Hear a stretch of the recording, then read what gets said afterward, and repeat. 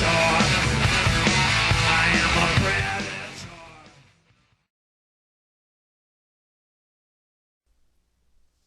Welcome, this is Mike, Predator006 with Card Runners. Today we are going to observe some live action play from a session that I recorded approximately a month ago. It is a pot limit Omaha high-low rush session, 4 tables. Our goal of this video is going to be to look at some post-flop analysis and define our opponent's hand ranges, in addition to looking at optimal lines to play certain type of hands throughout this video. You'll notice that I'm going to be pausing this a lot to discuss these lines. So without further ado, let's go ahead and get started. You will notice a pretty common theme that I'm going to be opening a little lighter in this video than I've done in the past.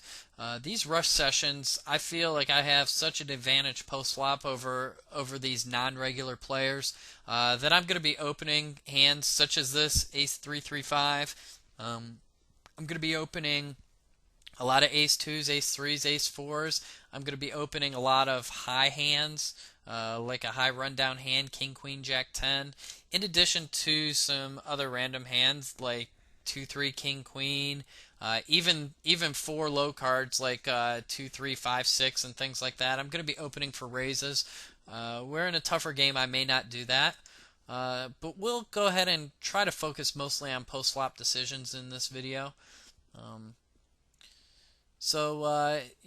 going to be opening with this ace 3-3-5. We do get 3-bet from a small stack. In most situations, I would go ahead and call this 3-bet, and if I hit any piece of the flop whatsoever, even if it's not the non-nut low draw, I'm gonna go ahead and go with it.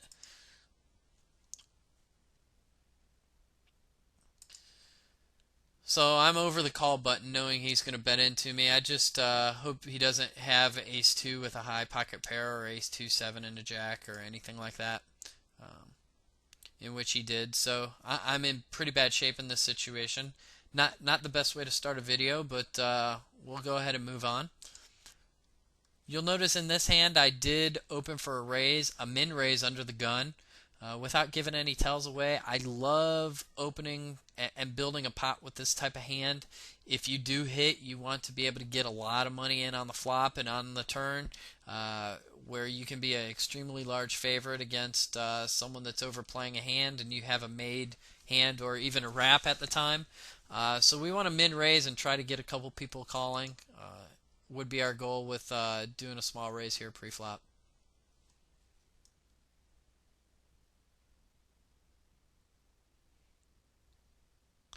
And we achieved our goal, and that's kind of what happened. We did flop top 2 pair with a straight and a flush draw on the board.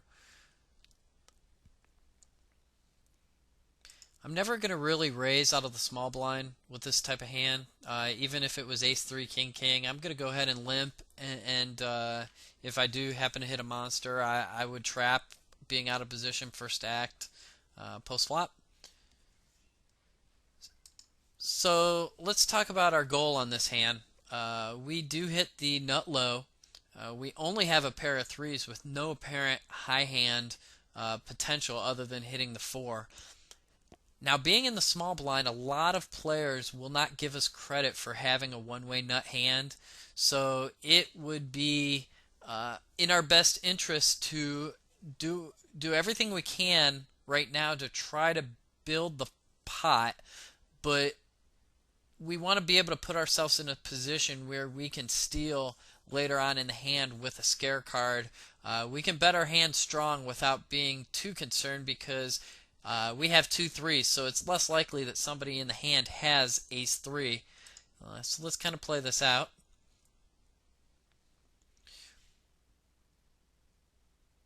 We do have someone that bet 50 cents into $4.05. We're going to go ahead and call here. It's questionable whether you want to call or raise here.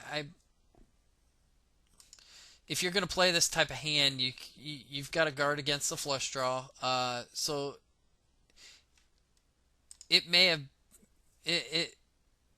may have been best to call there just to see if the flush hit, because it's a lot more likely that someone that bet small into this pot has something like a flush draw and not a made hand. If he had a made hand, he'd more likely bet larger to try to protect it. So we did hit the nuts.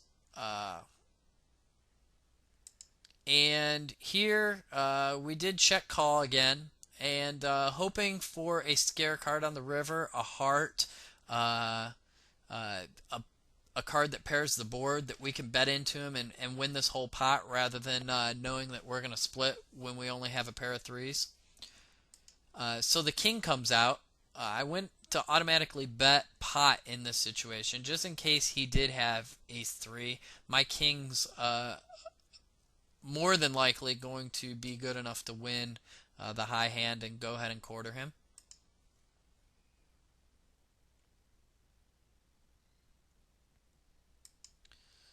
So he did have the nut straight.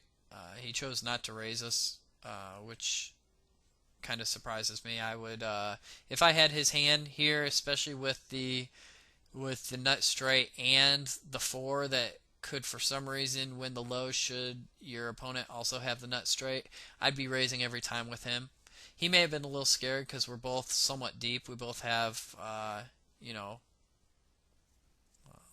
a stack and a half, so he may have been scared there in that situation.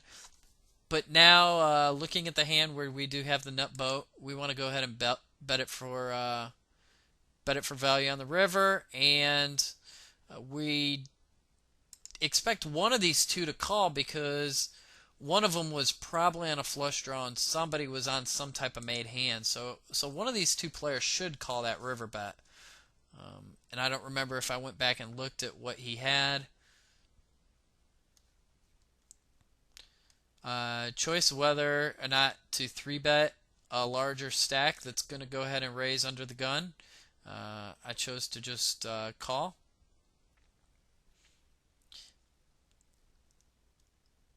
So we flop the second nut low and top and bottom pair, and we have someone betting into us on that flop. This bet will typically mean an ace 4 or a 4-5. A lot of times it won't be both. So we can more or less kind of consider ourselves almost free rolling. Well, if he did have ace 4, a 5 would obviously give him the hand, but it's not as much of a free roll as it is we have more scoop outs than he does if he has one of those two hands. So I'm okay with raising here. Well, I actually did a min raise, which I know he's going to call, but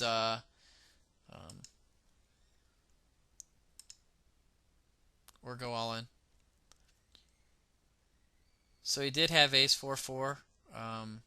So if he did happen to, so he could have gotten 3 5s, and if I would have gotten a 4, or well, 4 would be the only card that I could scoop with. So he actually had a couple more scoop outs than I did in that situation.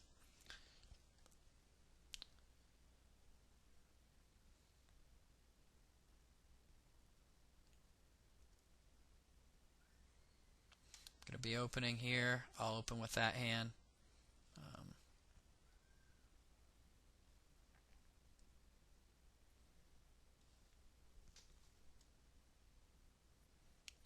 Continuation betting, a lot of time, especially when you miss like this, the paired board is a good card to go ahead and continuation bet the turn on.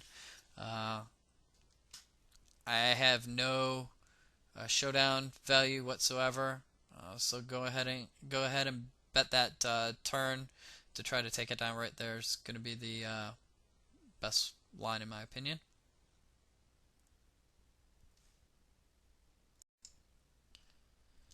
When I recorded this video, I do have my HUD on, and I'll pause it for a second to kind of explain what's on my HUD.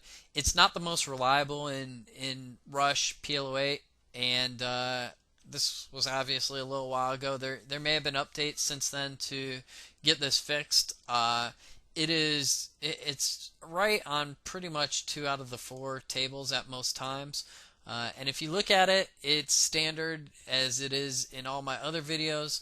I've got my VPIP followed by preflop raise, followed by called preflop raise, 3-bet percentage, flop continuation bet, fold to continuation bet, hands, and money you've earned. I doubt I'll refer to it throughout this video, but if I happen to, it is up just so you know what it is. I'm going to be raising under the gun with this hand. Obviously, actually from any position I'll be raising with it. It's not that great of an ace. There's no suits. I do have a 5 as a wheel card, but it's probably in the bottom 50% of my ace hands. This is a good flop for us, but with this action, a bet and a call, it's an easy fold. I've got 2 extremely playable hands here.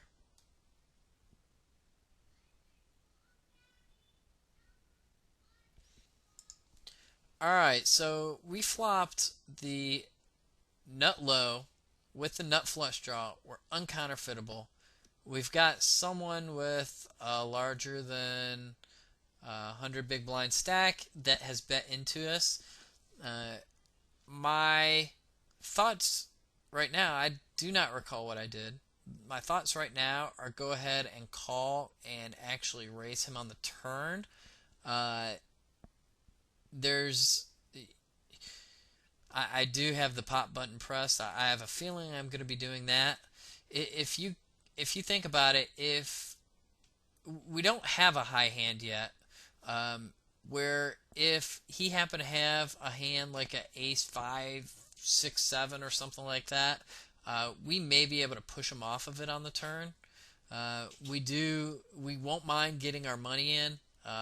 Now, whether we do that on the flop or the turn, it's never going to be a bad thing with this hand, especially since we're uncounterfeitable. Now, since he called the flop raise and the 10 came out on the turn, we've got to fire away when he's going to check to us 99% of the time. So on this hand, we flop the second nut low draw with no high potential whatsoever. It's an insta-muck. Okay, let's look at bet sizing here. He sees this $10 bet into $24, and it gives him apparent odds to go ahead and call. My goal is, if I don't happen to hit, I have $36 to bet into 45 that I can try to push him off of it on the river. Should I not hit the river flush 5, anything that any scare card, etc. What I want to do is give myself the best chance at winning the whole pot, and doing that smaller bet where he can see that river bet coming full pot is going to be the best way to do it now. And if the money happens to get in, obviously I don't mind. That is a beautiful card for us, and we're going to go ahead and pop that river. And I bet you he has 2 pair, and he bet it for us. And we actually get 3/4 of the pot here. But if I were him, I wouldn't play this hand any other way. I love his river bet with the ace that potentially counterfeited our ace 3 to try to push us off just playing 2 pair, a 2 pair type hand with a counterfeited ace. So I do love his river bet. Obviously, we had him pretty dominated here with his low wrap here. Well, looking at the bottom right, we do have a playable hand. We're calling a bet out of position with this hand. I think I was seeing this, since this HUD wasn't labeled, if it was actually him, but looking around the table, it appears that it would be. So We've got someone that's 22-7 raising from the cutoff. That's just a typical PLO8 player. We flop the nut low draw with no pair. It's a check fold in my opinion. We have no pair, no draw, no high hand whatsoever.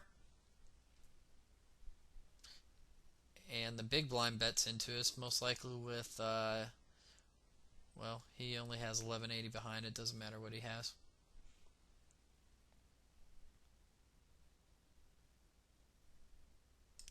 This is a hand sometimes I would open just to have fun with. It's very sneaky and hidden, so I chose. We had a limper, and I chose to call with it. Looking up here, we completed the small blind with Ace 3-3 Jack.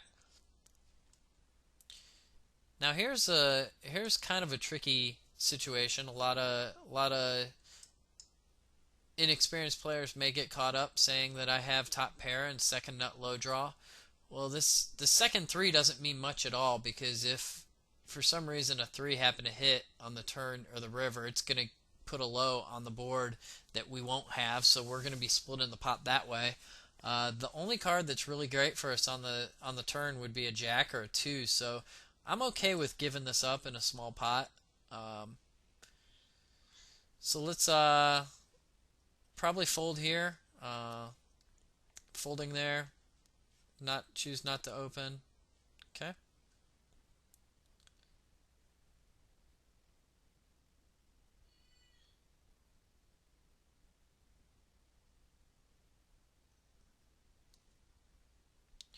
My goal with playing in this video with four tables of rush was to not have much downtime.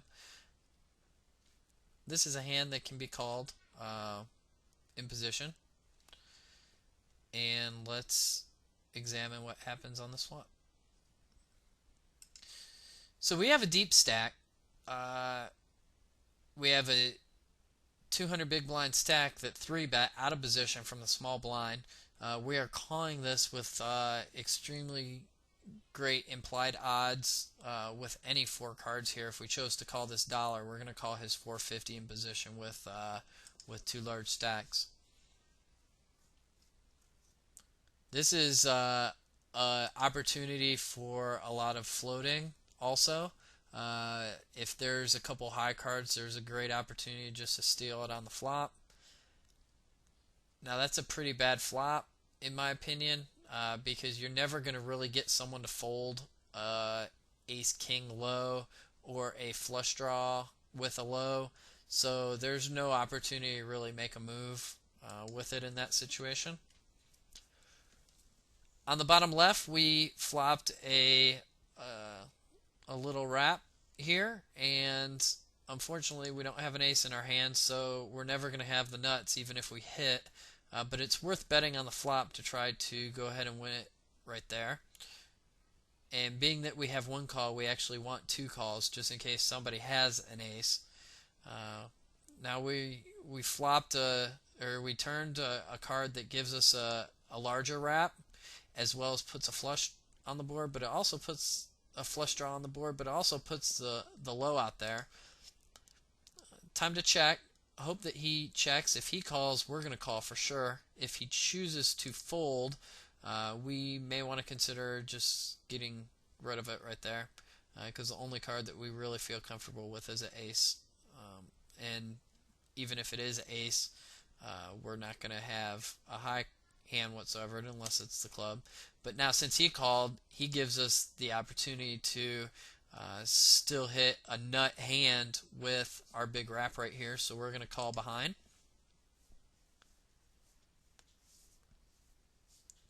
Chances are our hand is good one way or another. Now that he bet, that kind of concerns me. My thoughts were he's going to check, I would check, he would bet, hopefully he'd fold, and I'd call and win half the pot with either my flush or my 3-4. When he bets that turn, he's going to have an ace-3 or ace-4 a large majority of the time, and this is, let's kind of see how this one plays out. I don't remember what I did. I'm leaning towards folding right now. We flopped quads here. We'll take a look at that. I'm opening with, look at these hands I'm opening with. That's fine in rush for me.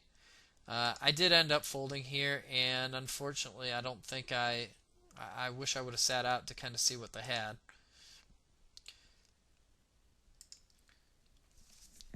There's probably uh, there's probably an opportunity to bet a little bit on that flop, and still get. No, you're never really going to get a caller here if you bet that flop. It's probably better to wait for the turn. If a high card comes, then you have to check raise someone bluffing or check call and try to get a bluff on the turn on the river also. But now with the low card coming out, we are definitely wanting to go ahead and bet and charge everybody for their low.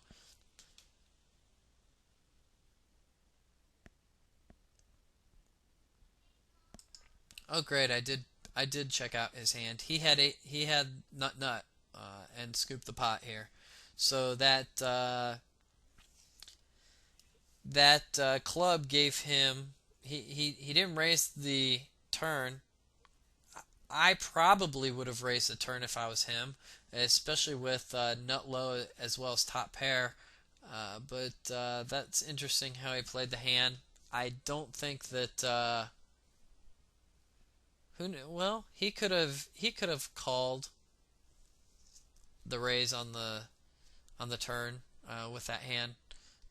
Sometimes it's questionable, but the way he played it, he probably got the most value out of his hand.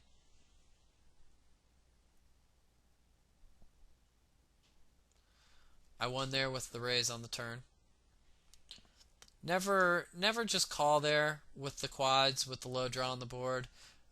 You want to go ahead and raise and try to get him to call with a low, in addition to maybe some type of high potential.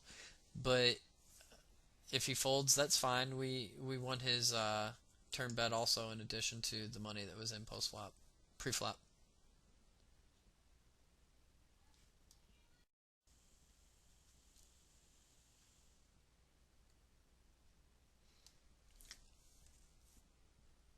I'm opening here. I've got a playable hand here. I would open raise here.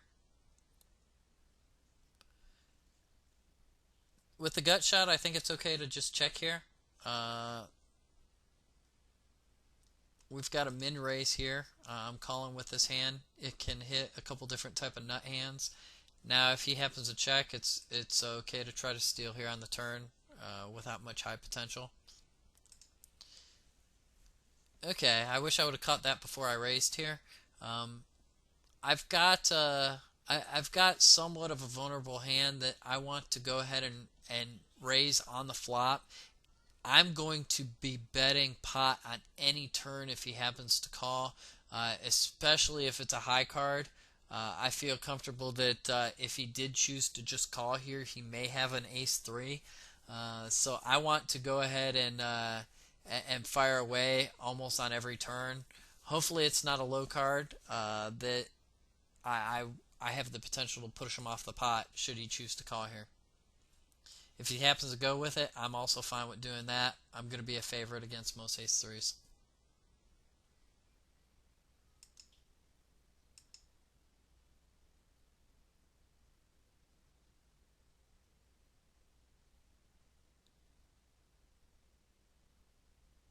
And he chose to fold.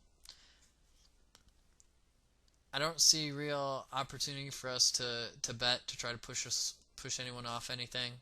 Someone's going to call with an ace four or ace five, and checking behind our queens are probably 75% likely to take the high.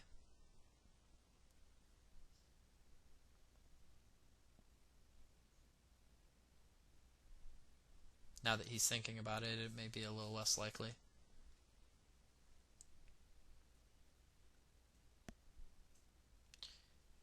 Kind of see how straightforward this session has been, and we'd like to look at rush poker as playing straightforward like this. So I'm haven't seen too many wide ranges on my opening, but it is considerably higher when you look at my stats.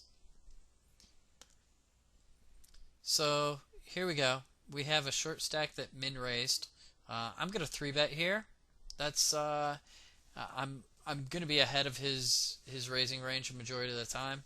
I love having the suited ace as well as the ace king and a wheel card. I wish that wheel card was lower, but with a short stack, should he choose to call, I'm going to be betting 99% of the flops, and I will have equity with almost any hand that comes up with the ace king queen and the random five there to to go ahead and go with it post flop and call him if he happens to come over the top of me.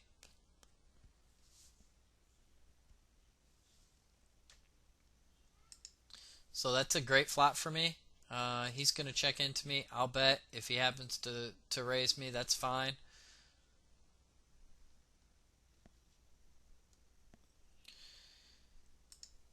Do flop a wrap here. It is an extremely dry board for PLO8, so it's if I bet, chances are I'm going to take it down. If everybody folds, that's fine. If somebody comes along with me, I don't mind that either. We've got a couple short stacks. I'd rather get position on these guys to make a decision on what to do on the turn, but here he ended up going all in, so we go ahead and call, and he has a backdoor nut low and a naked flush draw there, and we scoop.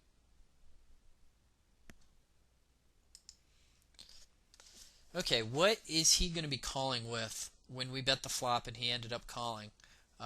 He may have a gut shot and a pair. He may have a pair and a backdoor low, backdoor flush type draw. With that 10 coming up on the turn, I can imagine betting small on the turn here to give myself an opportunity to call if he raises and try to make my boat. So let's. I don't think betting pot is the right thing to do. I really don't. I really don't think checking now is the best option either. So that's pretty much a terrible card for us. The only thing that I feel comfortable with is maybe he has a random 9 and was betting this flop with a 9 and some other type of potential. So let's it's a check call in most situations with this.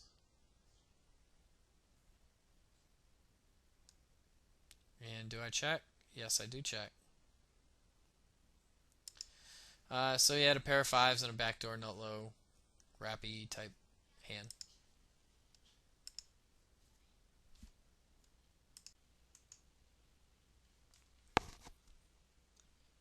Okay. Once again, you see that I'm raising small with King Queen 10-9.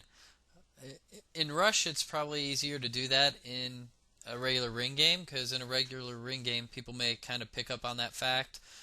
So just keep that in mind. You don't want to polarize your range to small raises equal X and pot raises equal X.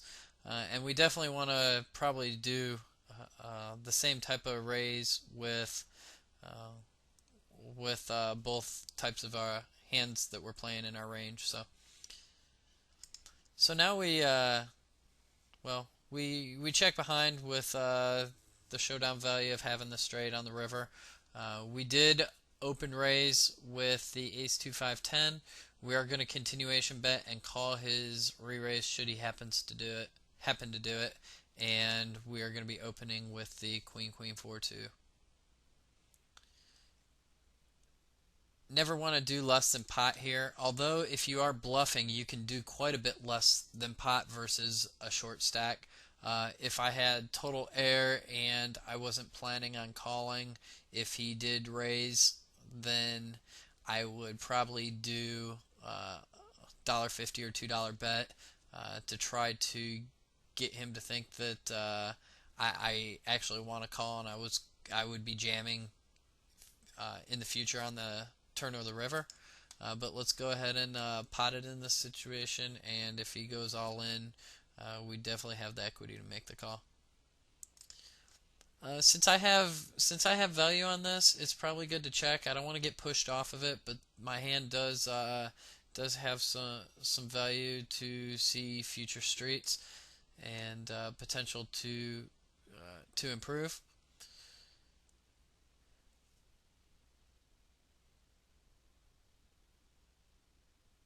So now if he checks again, I'm probably going to make a stab at it because I don't think he would re-raise me. Um, or actually, I'm sorry, raise me. I think that if he had a one-way hand, whether it's for high or low, he's just going to call here, uh, never really getting raised too often. Opening with a suited ace 4 5 9 on the button. This is on the bottom left. That's a kind of a tight fold for me in rush.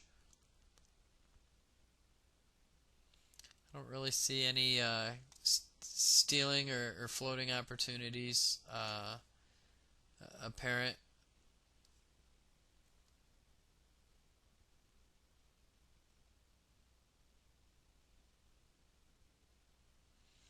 So now we have a live 6 here. We have a pair of 5s also. We're probably good for the low. No, we aren't. Oh, yeah, we were. This is uh, this is going to be a hand that we're going to bet any turn if it's checked around. Definitely a high card and most likely probably would do a low card also. If it's checked around, there's a good probability that no one has the queen. So even if that hand didn't improve me, I'm still going to be betting it.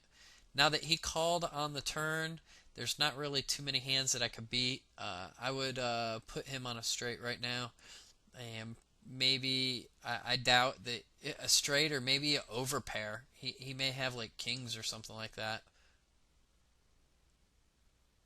and we'll just fold. We're going to be opening here. We'll call any bet here.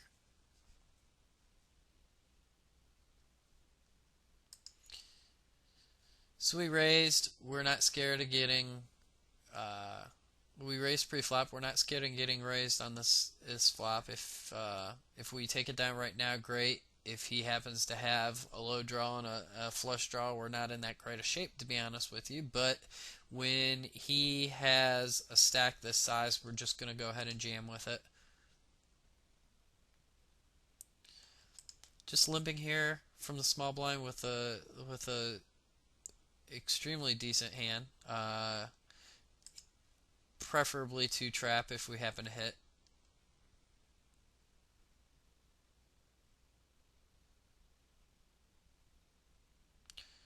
So we turn the nuts. And he goes away. I open raise with king, queen, jack 3, double suited on the button there. Not too typical of my opening. I've said in my past videos that there's really no stealing in PLO 8, and that's you don't see that from me too often. We have a choice here in the top right. We're looking at a suited ace, ace 3 with a higher pocket pair. We have a min raise from someone with 40 big blinds. Our options, we're definitely playing the hand. Now, whether we call or raise, we can only get it to 325. And unfortunately, if he called that 325, we would have to bet, $7 into the pot. With him sitting at a stack to pot ratio of over 2, if there's a flop that was, king 9-4, etc. If there was a king or a queen on the flop, I feel less confident about my hand. So this is probably one where his stack's a little bit too big to go ahead and 3-bet right here, out of position. So just calling it is probably the play. This is a ugly flop for our hand, and we'll just check fold and get rid of it.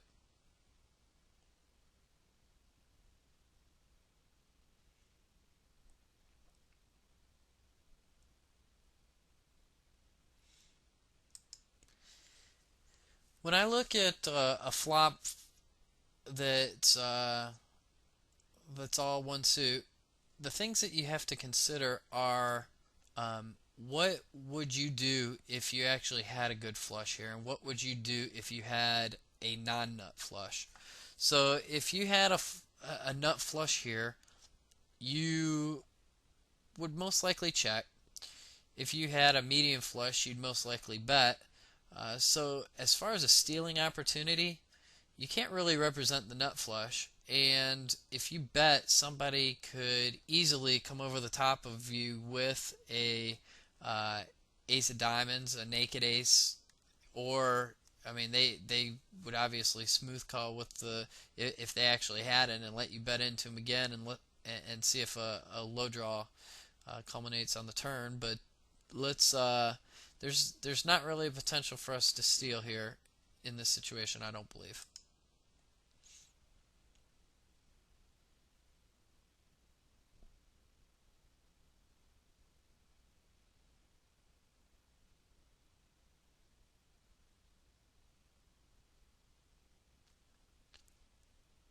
This is in my rush opening range.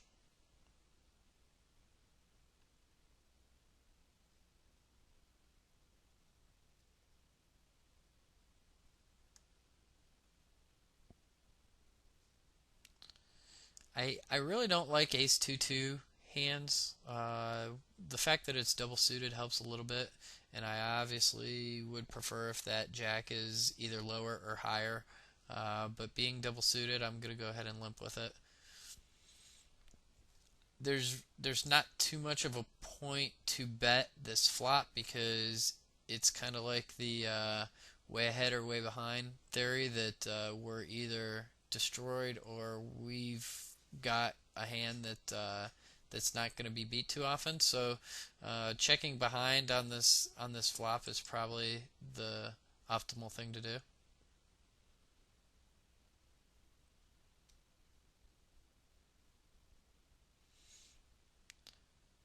We definitely would bet now. We want to charge people for their low draws.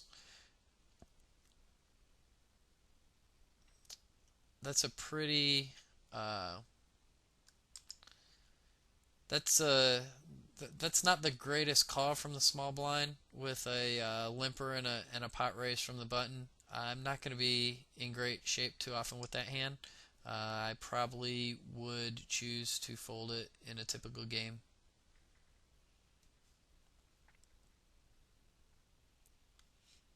This is a top 2% hand, I would think. Now we have a three bet behind us. It's not too many people three bet in PLO 8 that don't have aces. Now his stats are up here. Everybody's rotated around on this for some reason with the HUD. Now we look at his stats. He's a very aggressive player, but he has never three bet. And this is only on 34 hands, so we can't automatically assume he has aces. The fact that we have the two and the suit is going to confirm that we definitely need to call here. But we need to be extremely guarded that he does have ace-ace in this hand. Now, when we hit a flop like this, we're going to check raise for stacks. The best hand that he would have here in any situation is the nut flush draw with the overpair of aces. He did choose to check. Now, that's not a terrible card on the turn. Now the thing is, if we choose to check raise, he's only going to call us with a hand that really beats us. So we're in a tough situation right now that he didn't bet that flop, that we couldn't check raise that flop.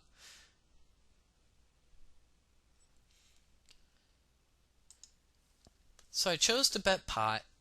And the thing is, if he happened to come over the top for his last $24, um, I'm getting 2-1 on a call, and I obviously would need to make that call, assuming that there'd be very few, but an occasion, some bluffs in his raising range, especially with the nut flush draw or something like that, just trying to push me out, assuming that I didn't have King 10. Uh, and since I'm getting those odds on hitting, my one more queen or pairing the board on the river with a total of 10 outs, I would be uh, willing to call there.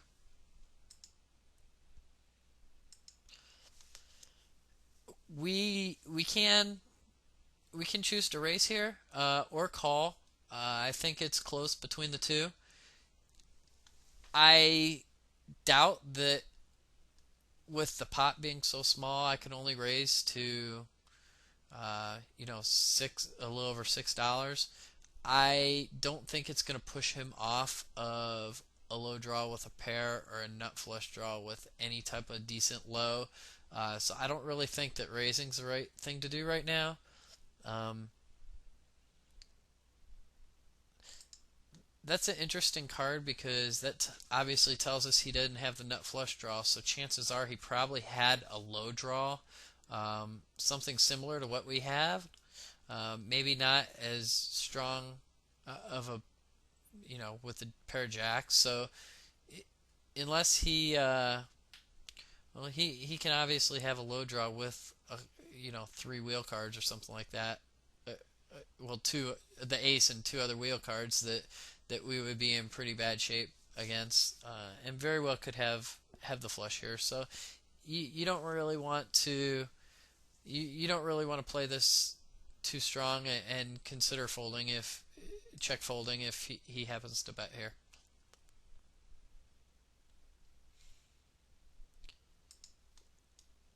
Now with a one-way hand like this, I'm going to be betting pot to try to push the somebody with the opposite hand, even if it's not typically that strong. We want to try to push them off the hand. So we don't want somebody with an ace 5-6 to call ace like an ace queen 5-6 where if we bet a couple dollars it would be easy for them to call, but when you do a pot bet it's a little bit harder for them to call, and we obviously only have the one way hand here, so we want to go ahead and bet pot to try to get the whole pot.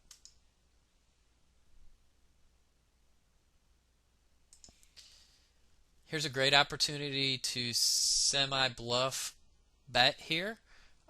We checked the flop and a fourth diamond came out that he's not going to have too often. So if we bet and he happens to call, we still have our nut low draw to fall back on. So it's a good opportunity to try to take down the pot in this situation. And I thought I was going to check, and he folds.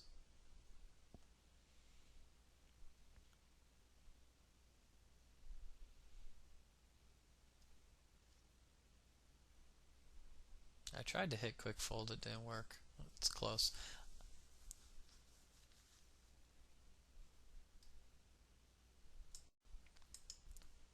So it looks like I chose to turn off HUD. And like I said, I don't have enough hands on Rush Poker for it to even be a big enough sample size to really alter my decision. So I don't typically have it on in Rush. We flopped Broadway with no flush draw on the board. I like to donk bet sometimes into this pot. Uh, I don't really think check raise is going to really do anything here. It's probably just a check call and let someone kind of keep bluffing into you. So let's, I'll change it up occasionally. But looking back at it, I like a 50 cent or dollar bet saying, uh, do you have it type bet, and sometimes people don't believe that. Here we flop two pair with somewhat of a live five here, and let's see what his stack is. I'm kind of for maybe waiting for the turn to bet this. If somebody happened to bet, I may call. I don't want to be getting free rolled here. If someone had a 3-4 or a 3-5, they're typically not going away on this flop ever. So I don't want to bet and get put in an awkward spot. I may, but if I wait to the turn, if I bet and somebody called, it's not going to be that big of a pot where I'm going to be worried about uh, the potential free roll.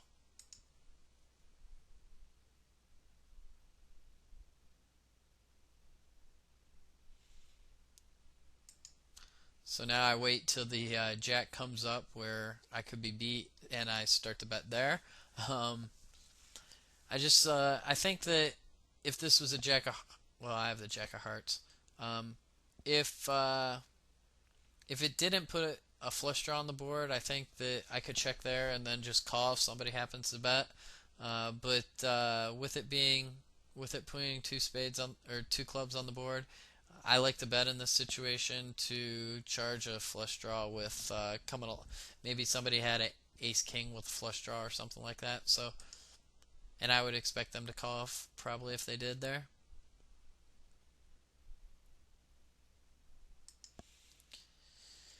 This player is somewhat of a regular. I've played against them in regular ring games as well as obviously I've seen them quite a bit in Rush.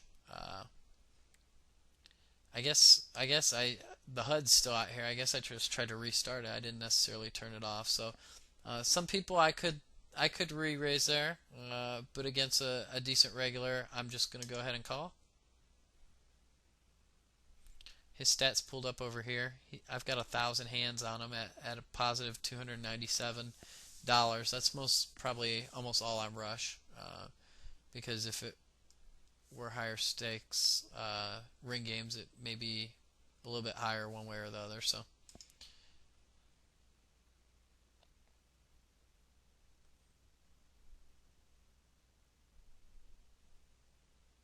I did hit call. I must have disconnected for a couple seconds here. There we go. Okay, so we flop the second nut low, and we have no high potential. He's showing strength. There's no reason to float him here. He's going to have a low of the majority of the time, and I don't think he's going to really slow down too often, especially if I just call. He kind of narrows my range down to a one-way type hand. So we fold here, and that's okay. Now we flopped a set against a short stack. Do we want to check raise or bet? I prefer to bet in this situation because if we check raise, he's never folding a low draw. Since we don't have a low draw, let's go ahead and just bet here and try to take it down. And if he comes along with it, that's fine.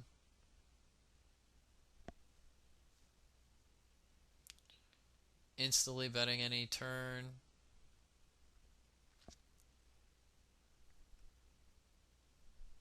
And he has a live 7, and we scoop. Monster here in the big blind. Let's go ahead and check it. And love this flop. I don't like to check raise when an unraised pot with two players that have 100 big blinds. Check raising is kind of a silly play because when he bets $1.50 and we can make it $4.50, he's going to be calling us because he has implied odds to, even if he had, ace, say he had ace 4-5 or something, he's never folding there. So we don't want to check raise. We prefer to bet out here and have someone quote not believe us, put us on a hand like two pair where they think that their low draw and could be good. So we bet here. We get a caller, a 2. A 2's in a caller's range a lot of times. It's aces and 2s are the most commonly played cards in this game, but he is in the small blind, so he's less likely to have an ace and or 2 than everybody else that would choose to play the hand. This may be a check behind to wait for the low to come on the river, then I'd feel a lot more confident about my hand. Or if a high came on the river, say a 9, a 10, or a jack, to go ahead and just call whatever you would bet on the river. So I actually like the check behind here. Now with the 5 coming on river, we're going to go ahead and jam. If he checks into us, we're betting pot, and I would prefer to raise here. If he did happen to have ace 3, we're going to quarter him a majority of the time. I tried to play my aces strong here. We have the ace of diamonds, so it's less likely as a flush draw. Um, I didn't really see that action. I like to go back a little bit and look at this hand. So I raised pre-flop and he called. And who bet that flop? Did I bet that flop or did he bet that flop? I bet the flop. So what's he calling with? He's calling with some type of straight draw. He shouldn't have a flush draw too often because we've got the ace of diamonds. So um, he's got to have some type of gut shot or some type of gut shot type hand, even a wrap, maybe he had 10 jack king here. Maybe he has a pair of queens. That's not an awful play to call with a pair of queens. He could be floating us. We both have over 200 big blinds. So now with the low draw coming on the turn, I doubt if I didn't push him off on the flop bet, that 3 didn't change too much. I'm not going to really be able to push him off on the turn bet. Now, what I'd be hoping for is a high diamond to where I can represent having the flush, and let's kind of see what ended up happening down here. Okay, so exactly what I was thinking. We both had the ace 3, and our kings are going to be good for the high. So.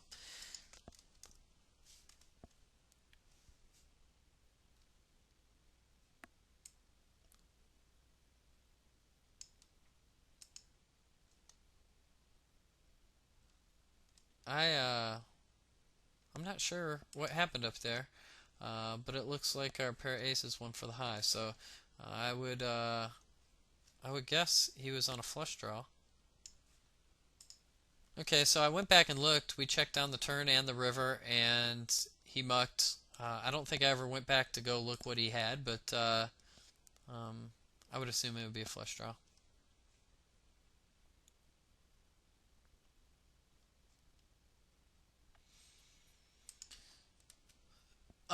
So we flop a bad little wrap with a suit and the potential for a low. Could have bet pot and just called if he happens to raise since he has such a short stack. I don't think I'm check raising here. I don't know. There's probably no reason to do it.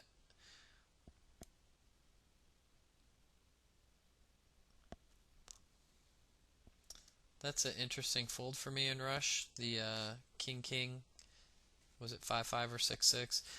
When I play two pair, I like both of them to be over 9. Because if you hit the set of sixes, there's more of a chance that a low draw will be on the board. So um, it's not as valuable as a hand as two pair that are over 9. I still typically would play that in a rush session.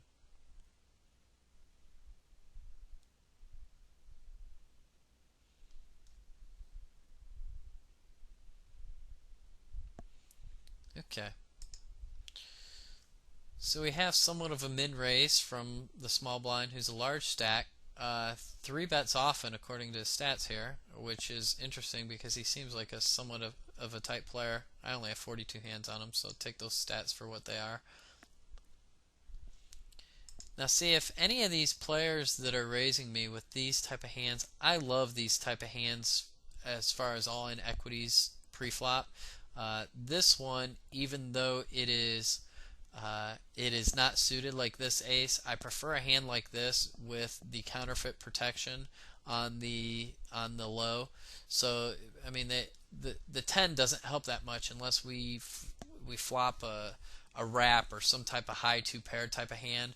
But this counterfeit protection means a lot more to flop that low type wrap or the wheel draw, things like that. So what these two hands are very similar, but I would choose this one even though it didn't have the suit over this one. I'm never folding there for the min re-raise. And I put myself in a little pickle here. And we'll just dump it.